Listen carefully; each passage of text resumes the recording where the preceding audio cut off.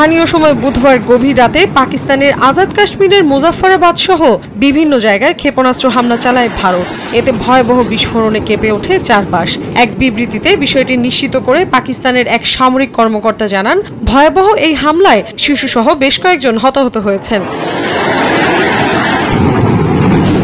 পাকিস্তানের আন্তঃবাহিনী পরিদপ্তরের মহাপরিচালক lieutenant general Ahmed শরীফ চৌধুরী জানিয়েছেন, ভারত তাদের কোটলি, ভাওয়ালপুর এবং মুজাফফরাবাদ সহ বেশ কয়েকটি স্থানে মধ্যরাতে কাপুরুষোচিত হামলা চালিয়েছে। তিনি আরো বলেন, পাকিস্তানের বিমান বাহিনীর সব বিমান আকাশে রয়েছে। ভারতের আকাশসীমা থেকে এই ন্যাক্কারজনক হামলা চালানো হয়েছে। তাদের বিমান পাকিস্তানের আকাশসীমায় প্রবেশ করতে পারেনি, এমনকি কয়েকটি জেট ভূপাতিত হয়েছে বলেও দাবি করেন তিনি। পাশাপাশি সঠিক সময় বুঝে হামলার জবাব দেওয়া হবে বলেও স্পষ্ট বার্তা দিয়েছে আইএসপিআর।